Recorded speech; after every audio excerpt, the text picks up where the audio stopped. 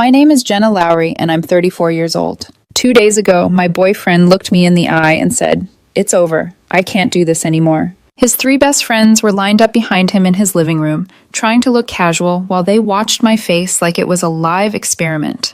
One of them had his phone out, angled just enough that I could see the camera app open. I didn't cry. I didn't beg. I didn't ask him why. I just leaned back on the edge of his couch and said very calmly, "Perfect timing.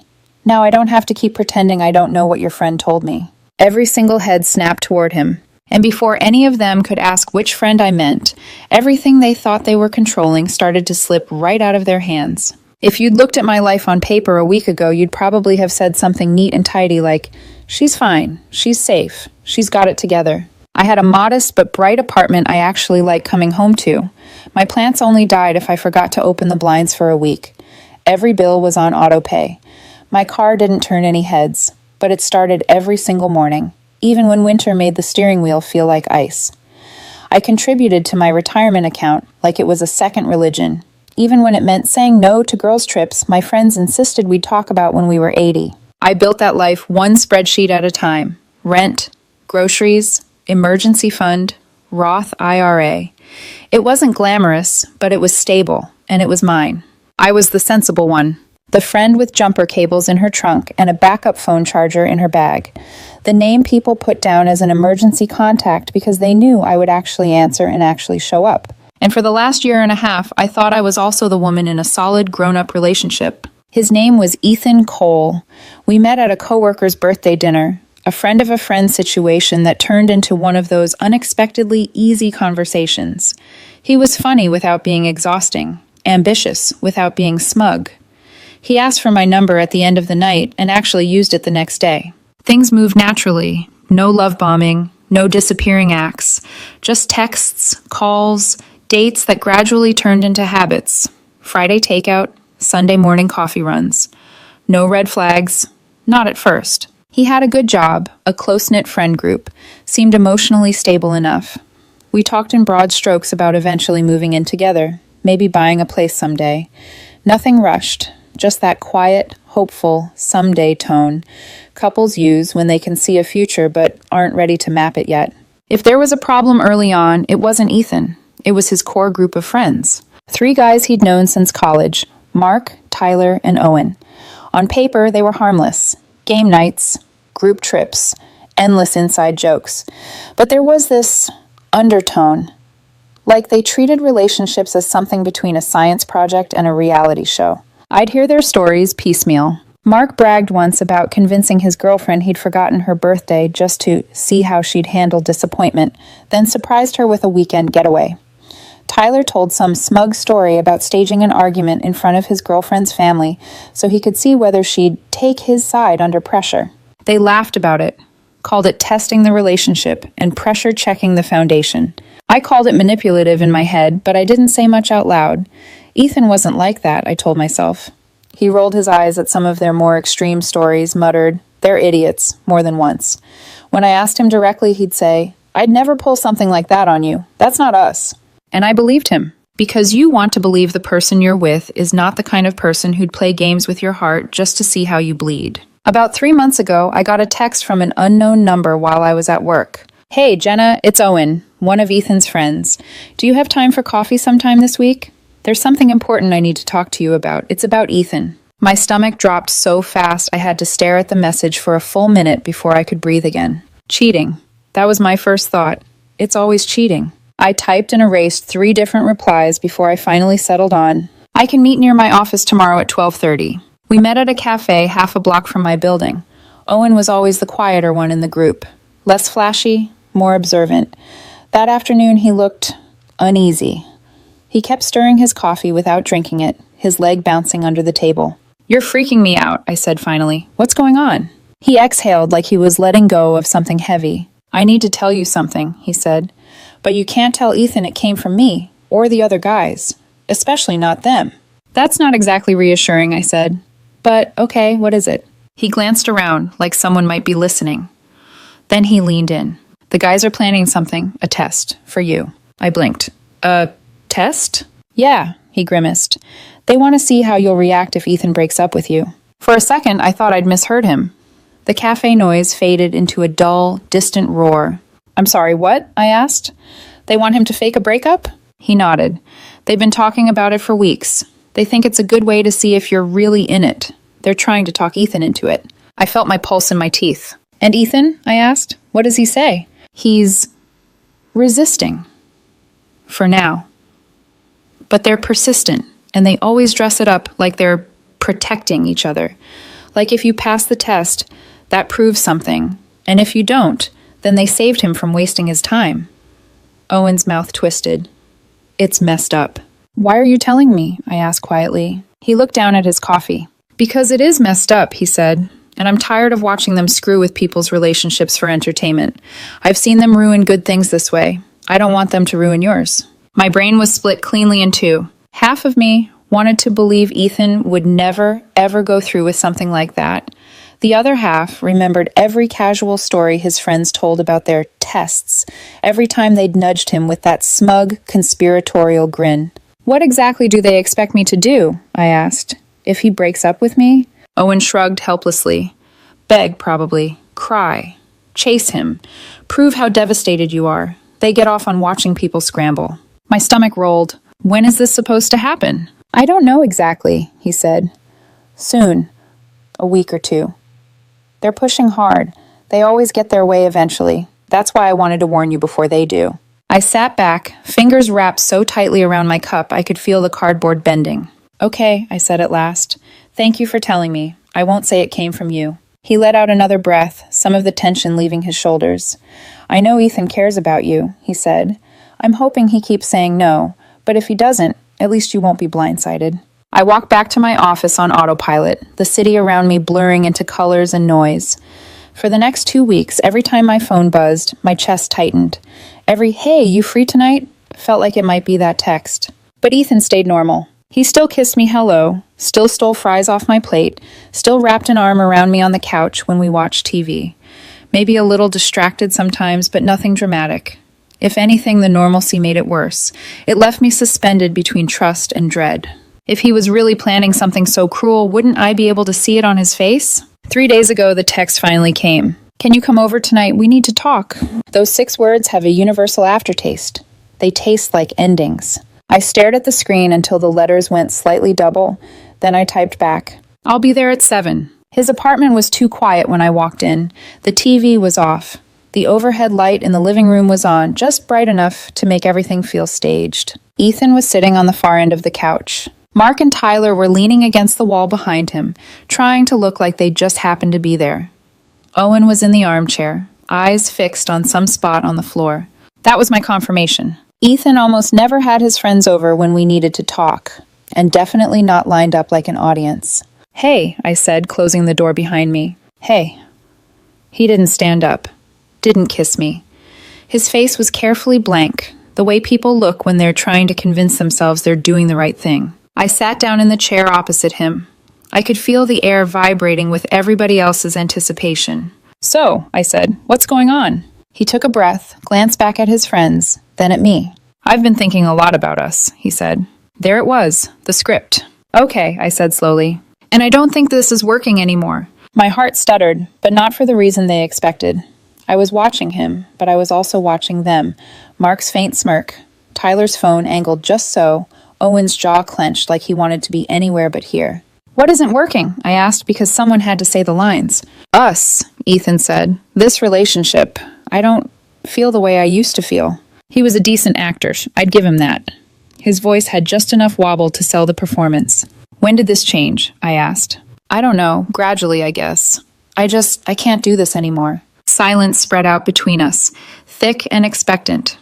Behind him, Tyler's thumb moved on his phone screen, and I realized with a cold, clear certainty that he'd started recording. Ethan swallowed. "It's over," he said. "I can't do this anymore." I let the words hang for a beat. Then I leaned back, every ounce of shaking fury pressed down under a strange, icy calm. "Perfect timing," I said softly. "Now I don't have to keep pretending I don't know what your friend told me." The room froze. Mark's brows slammed together. Tyler's phone dropped a fraction of an inch. Owen's head snapped up. And for the first time all night, Ethan's mask actually cracked. And for the first time all night, Ethan's mask actually cracked. His eyebrows pulled together, confusion flickering across his face before he tried to shut it down. But it was too late. Everyone had already seen it. Even Tyler lowered his phone an inch. "What? What are you talking about?" Ethan asked. His voice wasn't confident anymore. It was tight, strained. I let the silence stretch, let them all sit in it. Then I said calmly, "One of your friends warned me, weeks ago." Lena, quiet, seated at the far end of the couch, hands clenched on her knees, went absolutely still. She didn't look up. She didn't try to defend herself. She just folded inward. That alone told them everything. Mark's face darkened. Tyler swiveled toward her, his jaw tightening. "Oh my God," Tyler snapped. "You told her?" Lena didn't answer. "This is ridiculous," Mark cut in. "She's bluffing. She's just trying to flip the script because she got dumped." I stared directly at him. "Your problem, Mark, is that you assume everyone is as manipulative as you are, but some people actually tell the truth." I tilted my head slightly. "Not that you'd recognize that on sight." His nostrils flared. Ethan looked between us like he was trying to piece together a puzzle he didn't want to solve. "Jenna," he said slowly, "what exactly did someone tell you?" I raised an eyebrow. "You want me to list it? All of it? Here? In front of everyone who planned it?" Tyler opened his mouth, probably to argue, but Ethan held up a hand. "No, Jenna." His voice had changed, softer, more fearful. "Tell me." "Fine." I clasped my hands together in my lap, my heartbeat steady in a way that felt almost unreal. 3 weeks ago, I began, I got a message from one of your friends, asking to meet. Because, I looked right at Mark. They couldn't stand watching you guys ruin another relationship. Mark scoffed. "Oh, that is..." "Shut up," Ethan snapped. Everyone froze. He never snapped at them. Not once in the entire year and a half I'd known him. I continued. "I was told you were being pressured into a test, a fake breakup, a performance meant to see if I'd melt down or beg or embarrass myself enough to satisfy whatever twisted curiosity this little club has." I swept my eyes across the three of them. Tyler shifted uncomfortably. Mark clenched his fists. Lena looked like she wanted to disappear. I leaned back. "And I was told you might go through with it." Ethan's mouth opened, then closed. He looked like he was searching for air. Jenna, that's not what happened." "No?" I asked. "Really?" Because it's hard not to notice the convenient audience. And the recording. Tyler's hand froze around his phone. "It's not what you think," he said quickly. "This isn't..." "Save it," I cut in. My voice was ice. Even I barely recognized it. "You arranged a performance. You expected tears, panic, desperation, whatever would make for a good story later." I glanced at Ethan. Except the story fell apart before it even began. He swallowed hard. His throat bobbed. "Jenna, I never wanted to..." "Did you do it?" He hesitated, just long enough. "Yes," he whispered. Something in my chest fractured. It didn't explode. It just cracked. Quietly, neatly. Like a thin sheet of ice giving way under a single step. "And you did it," I said, with an audience. Owen suddenly stood, his voice shaking. "I told you this was a bad idea. I told you not to do it. I told all of you." Tyler rolled his eyes. "Oh, please, don't act like you're better than..." "I warned you," Lena burst out. Everyone turned. Her voice was trembling, but loud, clear, stronger than I'd ever heard it.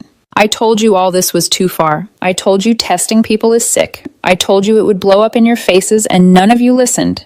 Tyler glared. "You're the one who told her. This is your fault." "No," I said. "This is your fault, all of you. You built this mess like an assembly line." I stood. Ethan rose slightly too, like his body moved on instinct. "Jenna, wait, please don't leave like this." I stared at him. "You want me to stay after this?" I asked softly. "After you pretended to break up with me to see if I'd chase you like some trained dog?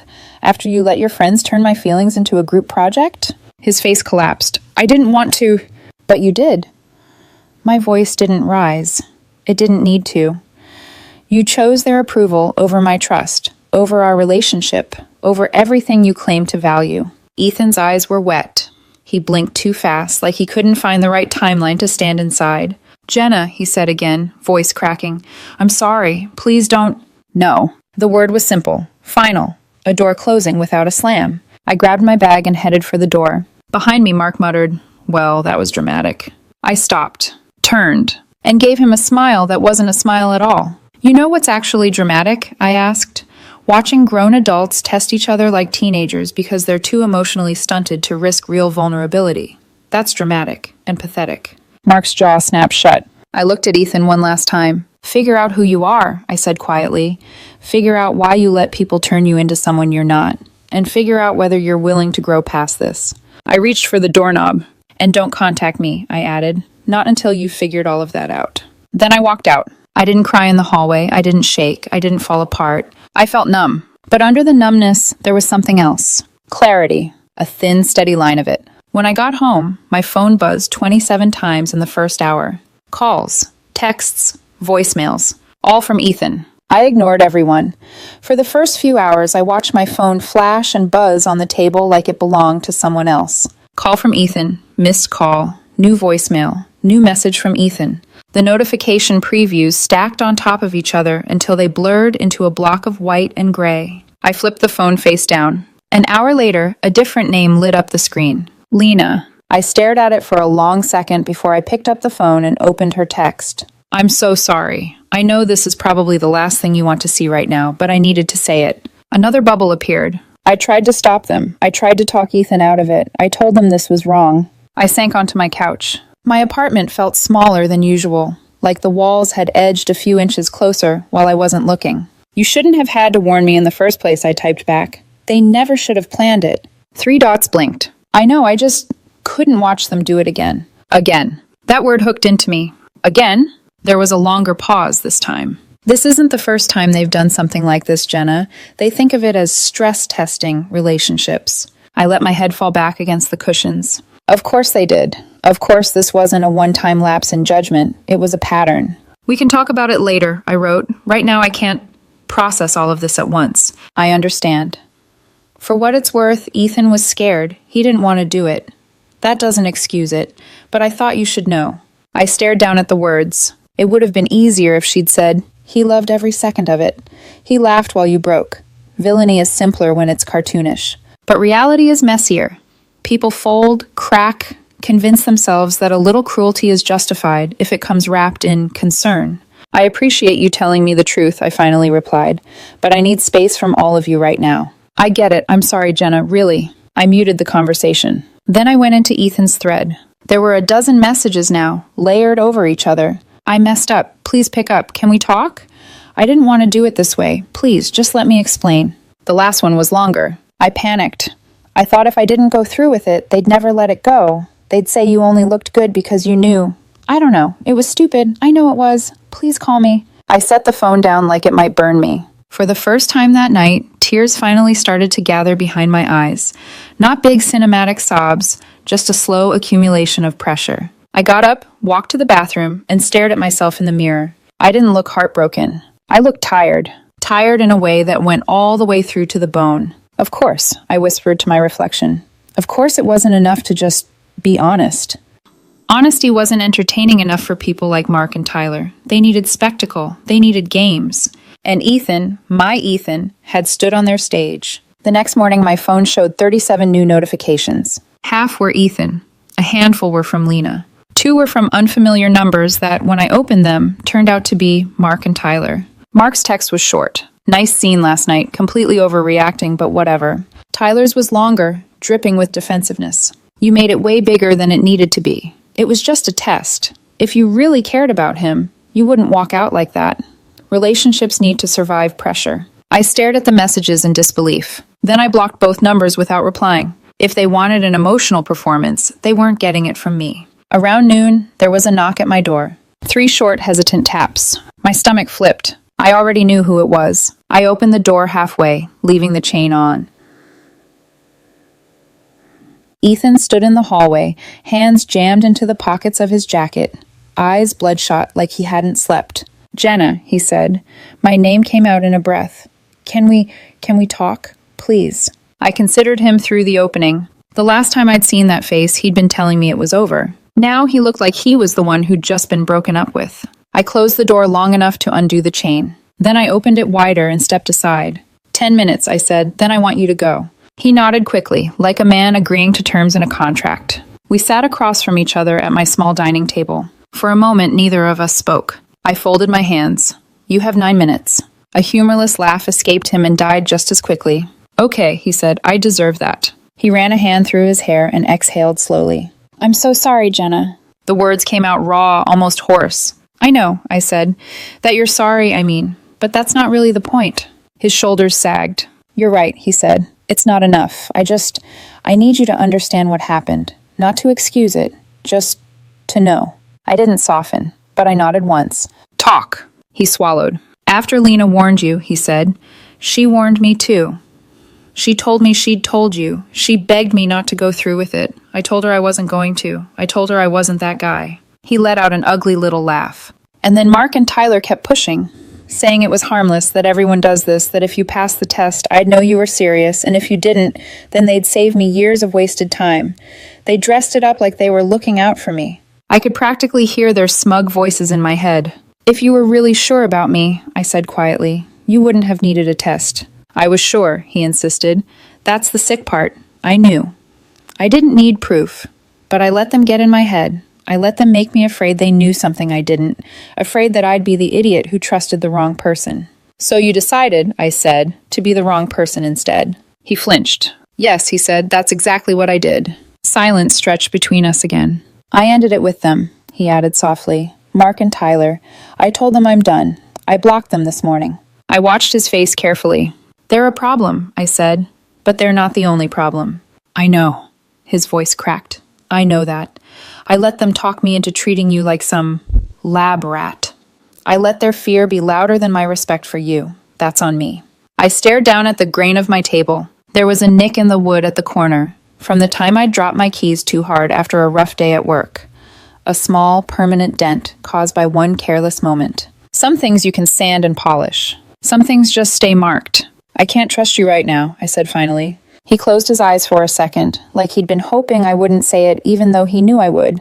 I figured, he whispered. Is there anything I can do to fix that? I thought of 100 answers. Turn back time. Grow a spine earlier. Listen to the voice in your head that told you this was wrong before you walked into your living room and chose the experiment over me. Instead, I said, work on yourself. Not for me, for you. Figure out why your friend's approval mattered more than my dignity. Talk to a therapist. Learn how to say no before you're in too deep. His eyes met mine, glassy. I'll do it, he said. I'll start, I swear. I'm not promising you a reward at the end of that, I warned. This isn't some redemption arc, where if you check the boxes, you get your girlfriend back. I know, he said quickly. I'm not asking you to wait for me. I need you to know that I see what I did. Really see it. I nodded slowly. So where does that leave us? He asked, voice barely above a whisper. Are we done? I don't know, I said truthfully. Right now we're nothing. Not together. Not officially broken up. Just suspended. Until I decide if there's anything left worth salvaging. He swallowed hard. Can I at least talk to you? He asked. Text? Call sometimes? No. The word came out gentler this time, but no less firm. If I contact you, it'll be because I'm ready to hear from you. Until then, I need distance. Every message you send right now just feels like you're trying to make you feel better. Not me. He winced. Okay, he said. Okay, I'll give you space, as much as you need. He stood slowly. At the door, he paused. Thank you, he said quietly, for not screaming at me, for not destroying me. I looked at him for a long moment. I don't need to destroy you, I said. You already know exactly what you did. You'll have to live with that. He nodded once sharply. Then he left. When the door clicked shut, the apartment fell silent. I stood there for a while, hands still resting on the doorknob, feeling the outline of our conversation settle into place like new furniture in a familiar room. We weren't what we'd been. We might never be again. And for the first time since this started, I let myself cry. Not for him, exactly, but for the version of us I'd believed in. The one that never would have needed a test. 3 days passed before my phone buzzed again, with a number I didn't recognize. I was sanding a piece of wood in my living room, therapy I didn't realize I needed, when the screen lit up. Unknown caller. I almost ignored it. I'd gotten pretty good at ignoring things lately. But something about the timing, the pattern, made me swipe to answer. Hello? A hesitant male voice came through. Not Ethan's, not anyone I knew. Hi, is this Jenna? Yes, who's calling? My name's Chris Dalton, he said, tentative. You don't know me, but I dated one of Ethan's friends, Grace, one of the ones who planned the tests. I sat up straighter. My pulse shifted. Okay, I said slowly. Why are you calling me? I heard what happened to you, he said, about the fake breakup, the test, and He exhaled, the sound thick with something like exhaustion. I just wanted to say I'm sorry, he said. You don't deserve that. And also, I figured someone should warn you, because they're probably already trying to twist the story. A cold wave slid down my spine. You mean Mark and Tyler? Yes, he said. Them. They're telling people you were manipulative, that you staged a scene to make Ethan look bad, that you're dramatic. They said... He hesitated. They said you threw a tantrum and stormed out because you can't handle pressure. I closed my eyes. Of course they were. What does this have to do with you? I asked. I went through it, Chris said. 3 years ago. They tested me too. Grace pretended to break up with me in front of the whole friend group because Tyler thought I seemed too calm. And when I got upset, they used that to paint me as unstable. His voice thickened again. I spent 2 years thinking I was the problem, until I met someone else who'd been through the same crap. I pressed my thumb to my temple. How many people are we talking about? At least 3 others, he said. Maybe more. A whole line of us, really. Different versions of the same humiliation. A deep, simmering anger bloomed in my chest. The kind of anger that didn't scream. It smoldered. Quiet, controlled, dangerous in its clarity. I swallowed. Why tell me all this? Because someone should have told me, Chris said. And because the only way to win their game is not to play it, which I heard you didn't. I didn't, I said flatly. I walked. Good, he said. That's the smartest thing you could have done. I let out a long breath. So what now? I asked. That's up to you, he said. But if you ever want to talk, or compare notes, or whatever, you're not alone. We talked a few minutes longer. His story, the fallout, how he rebuilt afterward. Nothing romantic, just 2 strangers comparing scars. When we hung up, I stared at the wall for a full minute. Then I texted Lena. How many people have they done this to? She responded almost immediately. I'm not sure. At least 2 couples I know of. Maybe more. It's bad. I need to talk to you. Can we meet? Lena agreed. We met at the same cafe where she warned me weeks earlier. She looked smaller somehow, shoulders curled, hair pulled back like she didn't want to take up any space. I'm sorry, she blurted the moment she sat down. For everything. For not stopping them sooner. For letting it get this far. You tried, I said quietly. I know you did. I could have done more. Her hands shook around her mug. I should have. It isn't your job to police grown men, I said. They're responsible for themselves. She nodded, but didn't look convinced. Chris called me, I said. Her eyes widened. He did? Yes, he told me what happened to him. Lena looked down. Grace and her boyfriend, that was ugly. And there were others, I said. She nodded. They've ruined people, she whispered. They think it's all fun, or protective, or righteous. But really, it's just power. They like controlling the narrative. They like testing everyone but themselves. And Ethan let himself be used. Lena looked up at me then, eyes glassy. He hates himself for it, she said. I know that doesn't fix anything, but it's true. I sighed. Lena, what are you going to do? She stared into her coffee. I'm stepping back, she said at last, from all of them, from that group. I should have done it years ago. It's toxic. Good, I said softly. You deserve better people than them. Her lip trembled. So do you. We sat in silence for a while. Then I said something I hadn't expected to say. I want to talk to the others, the ones who went through this. She blinked. The other exes, why? Because none of us deserve to think we were the crazy ones, I said. Because the truth needs to exist somewhere outside their group chat. Lena inhaled, thought, then nodded. I can help with that, she said. I know a few of them. I think some would talk. Good, I said. Let's start there. Over the next 2 weeks, Lena reached out to the people she knew. 3 agreed to talk. We met one evening at a quiet, family-owned restaurant on the east side of town. Lena and I were already seated when the others arrived. 3 men, each carrying a different flavor of damage in their posture. Chris, a man named Aaron, a third named JD. 5 of us total. We ordered food, barely touched it. Then the stories began. Chris went first. His breakup ambush in a public parking lot, his anger twisted into a narrative of dangerous behavior. Aaron talked about a staged pregnancy scare engineered by Tyler to see whether he'd step up. JD shared how his girlfriend faked crying in front of him on cue, so the group could evaluate his emotional intelligence. As each story came out, the connections formed between us like threads being drawn across the table. Patterns, manipulations, a system masquerading as friendship. Lena's hands shook with every new detail. I'm so sorry, she whispered again and again. I'm so sorry I didn't stop them. JD touched her wrist gently. You're stopping them now. That counts.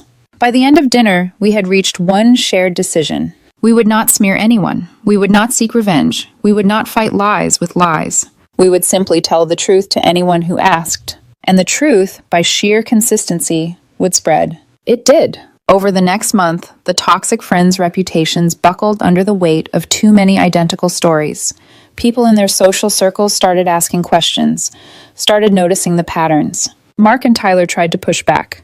They claimed we all coordinated, that we were bitter, that Lena was unhinged. But 5 people telling the same version of events? Hard to discredit. Eventually, they went quiet, stopped going to hangouts, stopped appearing in group chats, stopped sticking their hands into other people's relationships. A small ecosystem of toxicity disrupted. During all of this, Ethan stayed silent. Until one afternoon, when he sent a single message. Can we talk? Just once. No expectations, no pressure. I stared at it for a long time, then typed, "Tonight, your place." He replied immediately, "Okay, just us." When I walked into his apartment that evening, it felt different, quieter, still, like he'd been living inside the consequences. We sat on the same couch where he had broken up with me. "I've made a decision," I said. He nodded, bracing himself. "I can't be with you," I continued. "Not right now. Maybe not ever." His shoulders fell, but he didn't argue.